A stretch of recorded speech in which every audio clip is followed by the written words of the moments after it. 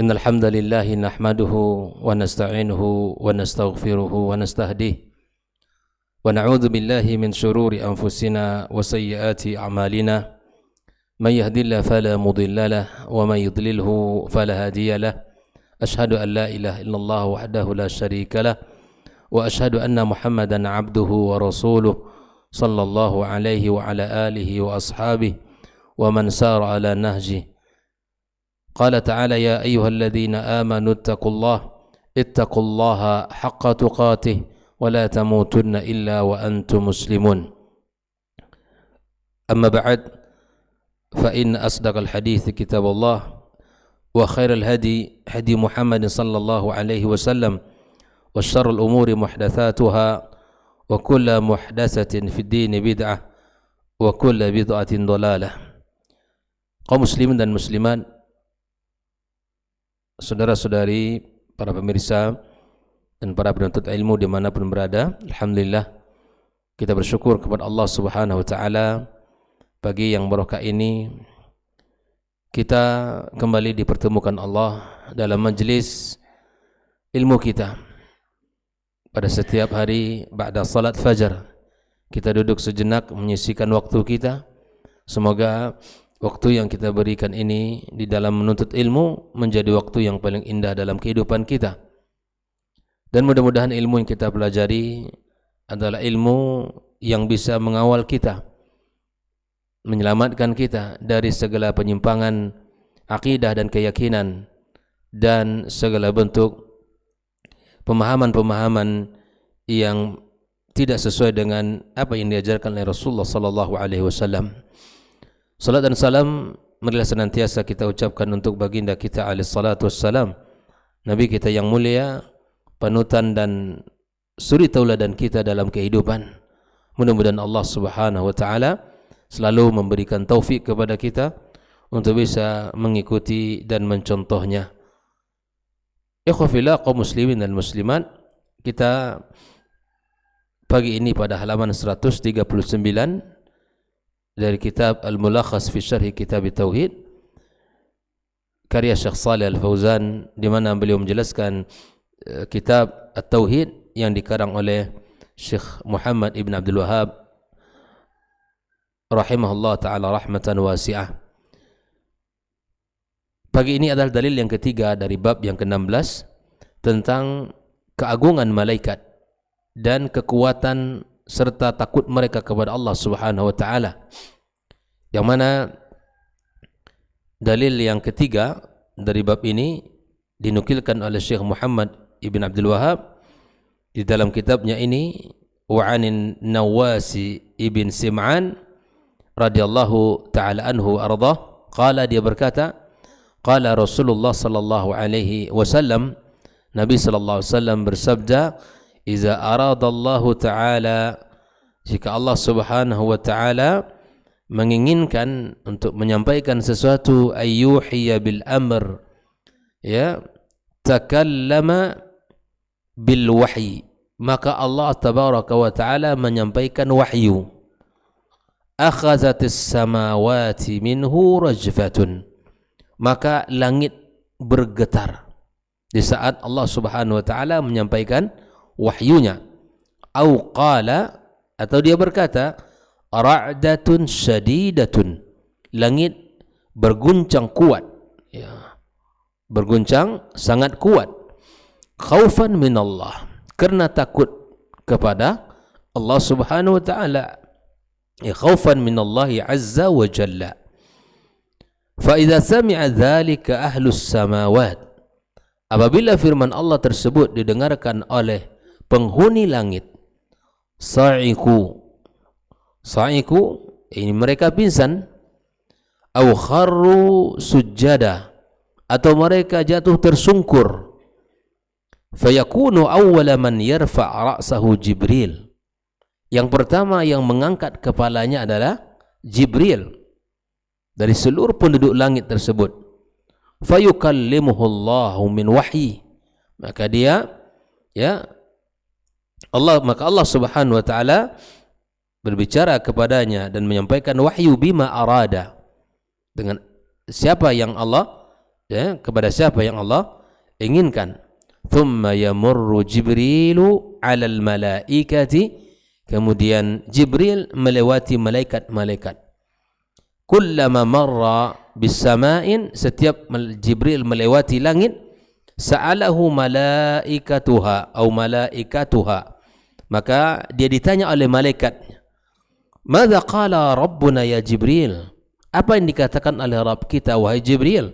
Fayaqulu Jibril, maka Jibril berkata, qala al-haqq, Allah berkata dengan al-haqq, wa huwal aliyyul kabir, dan dialah Allah yang maha tinggi dan maha besar.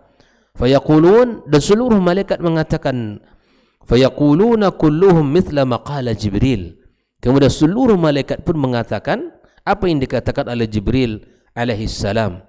Yang dikatakan Jibril tadi adalah qala al-haq, Allah berkata dengan al-haq. Fayantahi Jibrilu bil wahyi ila haitsu amara Allah azza wa jalla, maka kemudian Jibril menyampaikan wahyu kepada yang diinginkan oleh Allah untuk disampaikan, kepada apa yang diperintahkan oleh Allah untuk disampaikan. Jadi Jibril tidak pernah salah alamat menyampaikan wahyu. Seperti apa yang dikatakan oleh orang-orang Syiah, ya, Jibril salah alamat. Tidak, Jibril adalah malaikat yang patuh dan tunduk kepada Allah serta melakukan apa yang diperintahkan Allah, tidak pernah durhaka. Nah, hadis ini diriwayatkan oleh Ibnu Khuzaimah dalam kitab Tauhid, Ibn Abi Asim dalam Sunnah, dan Al-Ajurri di dalam Asy-Syari'ah. Ikhwafillah rahimakumullah, mari kita lihat bagaimana Syekh Shalih Fauzan menjelaskan hadis yang barusan kita baca. An-Nawas, di dalam perawi hadis ini adalah An-Nawas. An-Nawasu ibn Sim'an dengan dikasrakan sin, Ibnu Khalidin Al-Kullabi, sahabiyun jalilun radhiyallahu ta'ala anhu. Ya. Al-wahyi adalah kalamullah al-munazzal ala nabiyyin min anbiya'i. Wahyu itu adalah firman Allah yang diturunkan kepada nabi, ya, nabi dari nabi-nabi pilihannya. Kata akhazatis samawat ay asabas samawat, langit ketika itu di saat mendengarkan firman Allah, ya rajfah biraf'i fa'ilu akhazat, di sini disebutkan akhazatis samawati minhu rajfatun, akhazatir rajfatu, ya, di sini fa'il akhazat, irtajafat wattarabat, bergetar dan berguncang, langit berguncang di saat mendengarkan firman Allah azza wa jalla. Khaufan minallah, rasa takut mereka kepada Allah, li'annaha takhafu minallahi bima ju'ila fiha minal ihsas wal ma'rifati billah. Ya, tidaklah hal itu terjadi melainkan karena takut mereka kepada Allah Subhanahu wa taala. Ya. Sa'iqu ay as-sa'iqul ghashi, pingsan, ya. Kharru as-saqata min a'la, jatuh, wal muradu huna in hattu bisujud, ya. Kemudian mereka jatuh untuk bersujud. Awal bi fathi khabaru yakun ila haitsu amara Allah ay minas sama'i wal ardi. Ikhwafillah, inilah beberapa mufradat yang dijelaskan oleh Syekh Shalih Al-Fauzan. Lalu kemudian dia masuk pembahasan berikutnya, al-ma'na al-ijmaliyu lil hadis. Makna global dari hadis ini. Syekh Shalih Al-Fauzan mengatakan yukhbiru nabiyullah ya sallallahu alaihi wasallam, Nabi Muhammad mengabarkan an azamati Rabbih azza wa jalla.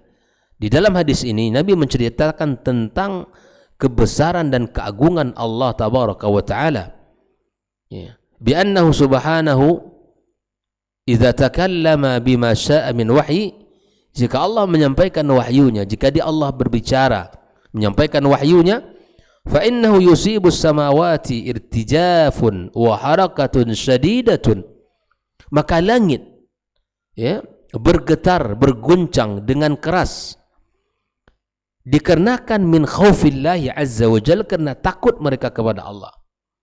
Langit yang begitu luas, ya, tegak tanpa tiang, tidak tahu kita di mana, ya, mulai dan akhirnya begitu luas, ya, langit yang merupakan makhluk Allah, ketika mendengarkan wahyu maka kemudian bergetar dan bergerak dengan kencang, ya, Karena takut mereka kepada Allah Subhanahu wa taala.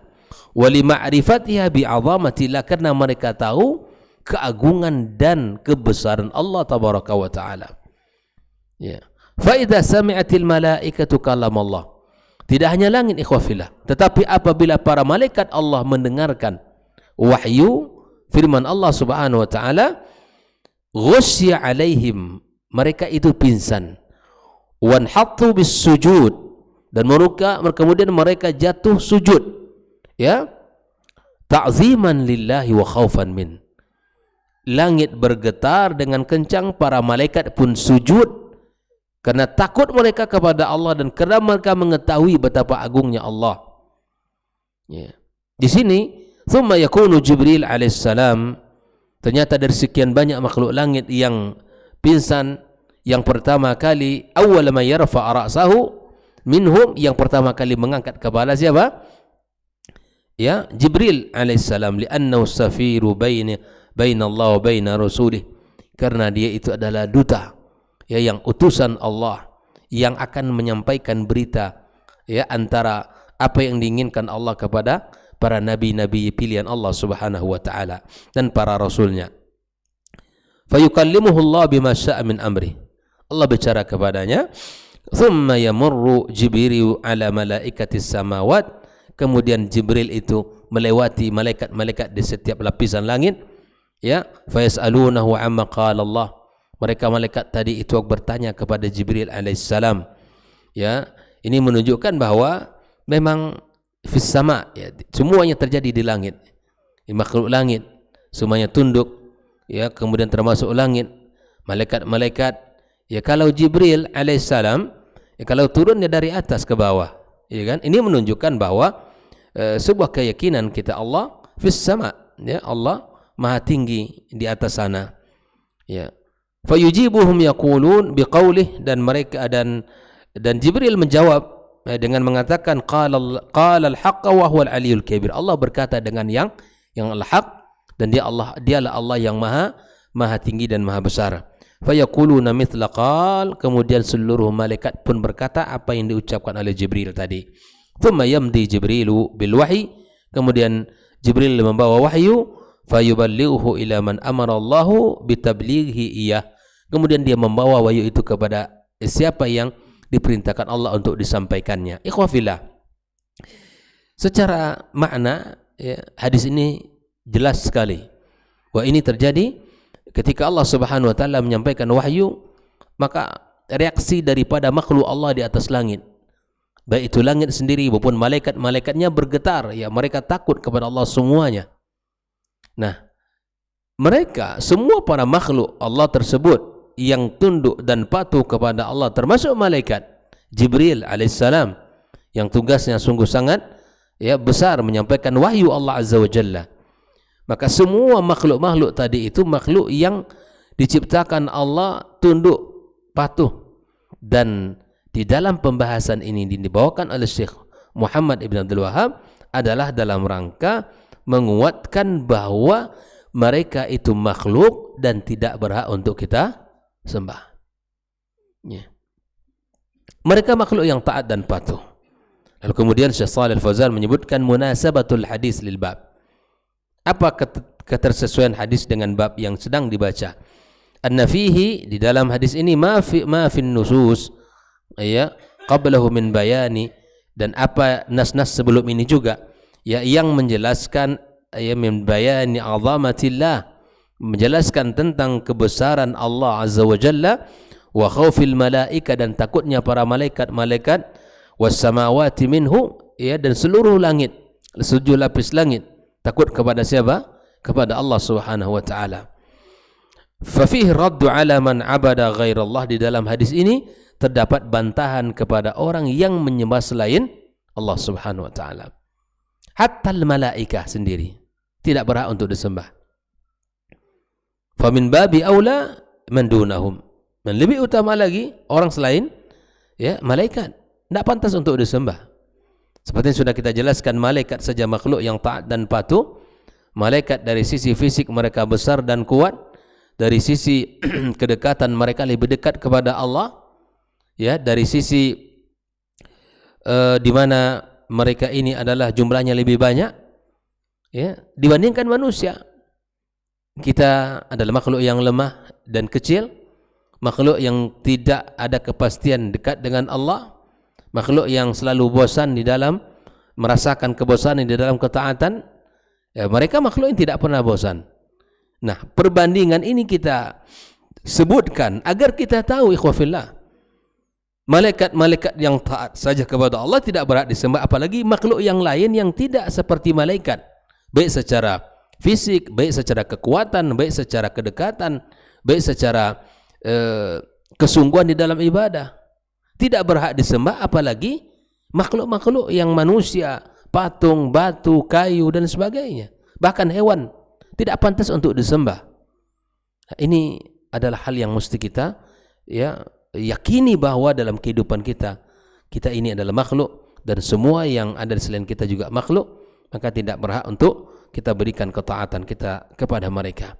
Terakhir, Syekh Shalih Al-Fauzan membawakan tentang ma yustafadu minal hadis, apa yang bisa kita ambil dari faedah dari hadis yang barusan kita baca. Yang pertama, ar-raddu 'alal musyrikin, bantahan kepada orang-orang musyrikin alladzina takhadhu ma'allahi alihatan min makhluqatih, yang menjadikan makhluk selain Allah ya sebagai tuhannya. Ya, berhala-berhala dibuat oleh mereka lalu mereka sembah. Puluhan berhala di keliling Ka'bah. Bahkan Umar bin Khattab pun demikian menyebutkan, mengingat masa-masa di saat dulu sebelum hidayah masuk ke dalam hatinya. Ketika kita safar, kita membawa perbekalan, kita membuat bahkan kita membawa bekal kita yang kita buat dari adonan makanan kita, roti kita, bahkan Tuhan kita buat dari bahan adonan roti kita. Apabila seluruh makanan kita, perbekalan kita sudah habis, tinggal Tuhan kita, maka Tuhan pun dimakan.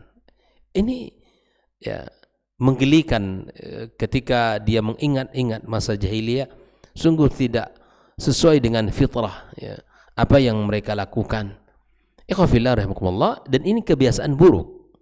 Ini adalah kebiasaan buruk yang harus ditinggalkan dalam kehidupan.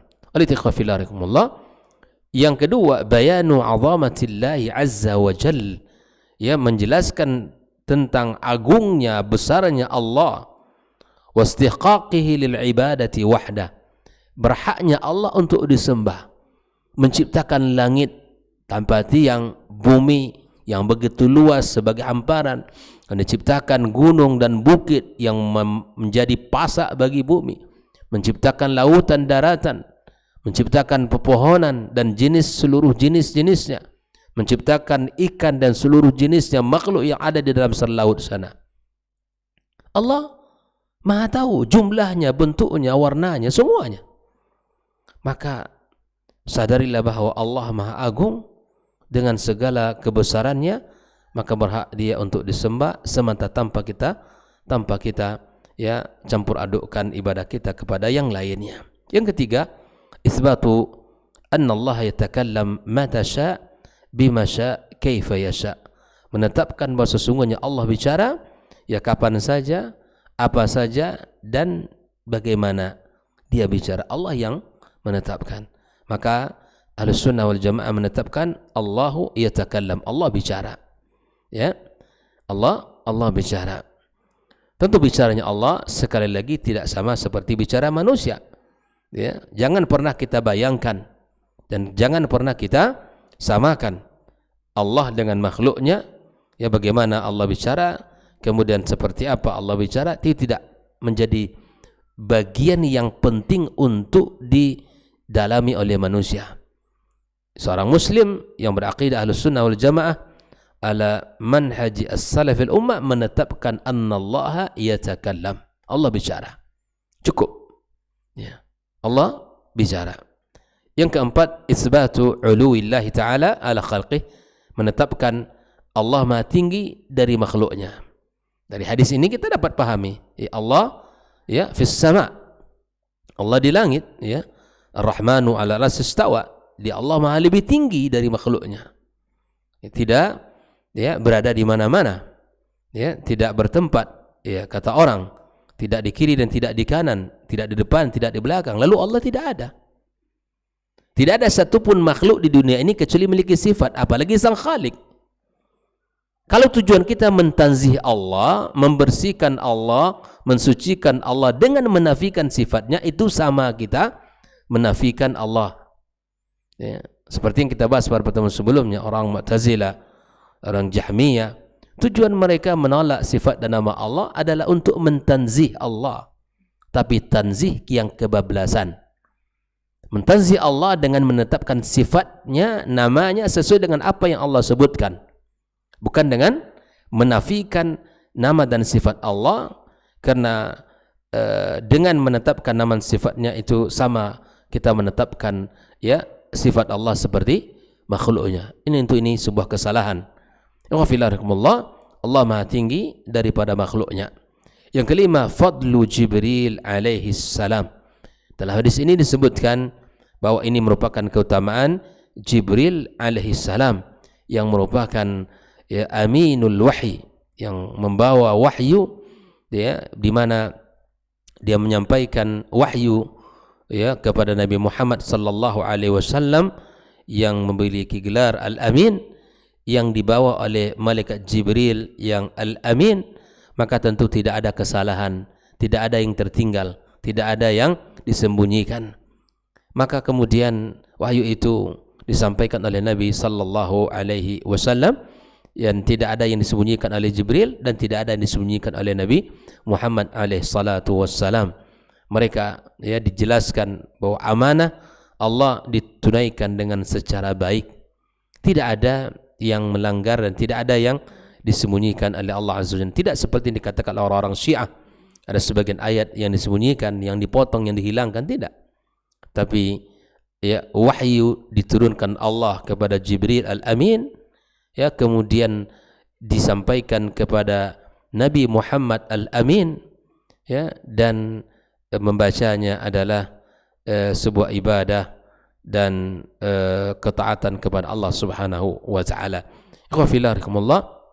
Apalagi, ya, sebentar lagi kita akan memasuki bulan Ramadan, bulan yang mana kita sebut dengan Syahrul Quran, bulan di mana kita mensyiarkan Al-Quranul Karim, dan Al-Quran al-turunkan di bulan suci Ramadan.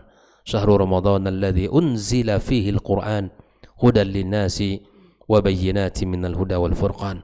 Dan Jibril alaihissalam, yang ketika Nabi sallallahu alaihi wasallam hidup, dia datang fayudarisuhul Quran, dan Jibril menyampaikan Al-Quran, mengajarkan Al-Quran, dan Nabi SAW bertalaki kepadanya.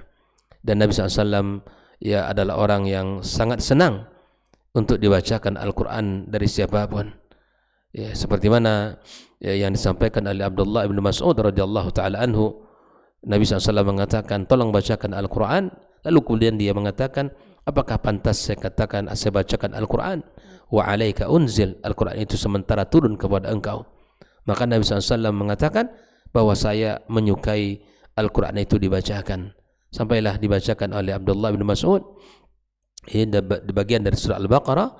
Maka kemudian Nabi SAW belum selesai, ya, ayat itu dibaca, Nabi SAW menangis, ya, tangisannya membasahi, ya, jenggotnya. Ighfirullah, beginilah kehidupan orang beriman. Kita membaca Al-Quran dan kita senang membacanya. Begitupun kita senang mendengarkan orang membacanya, ataupun dibacakan Al-Quran kepada kita, atau kita, ya, mendengarkan apa yang dibacakan dari firman Allah Azza wa Jalla. Demikian pembahasan kita tentang hadis yang terakhir. Walaupun hadis ini, ya, fihi kalam, bahkan Syekh Albani, ya, memberikan komentar tentang hadis ini, bahkan disebab memberikan, ya, kalimat yang tidak yang tidak dimasukkan dalam jajaran hadis-hadis sahih, tapi, ya, secara makna dia benar sesuai dengan hadis yang sebelumnya. Ya, secara makna dia benar bahwa menunjukkan keagungan Allah Azza wa Jalla dan kebesarannya, serta ketundukan malaikat dan seluruh makhluk yang ada di langit. Mereka takut kepada Allah dan mengagungkan Allah Azza wa Jalla. Mudah-mudahan Allah berikan kepada kita pemahaman yang benar dan amal yang nyata dalam kehidupan kita, yang sesuai dengan tuntunan Nabi kita alaihi salatu wassalam, dan kita termasuk orang-orang yang mendengarkan firman Allah dan membaca hadis-hadis Nabi SAW, lalu kita mengamalkan dalam kehidupan kita. Wallahu ta'ala a'lam, wa sallallahu ala nabiyyina Muhammadin wa ala alihi wa sahbihi wa sallam, wa subhanakallahumma bihamdik asyhadu an la ilaha illa anta astaghfiruka wa atubu ilaik. Wassalamualaikum warahmatullahi wabarakatuh.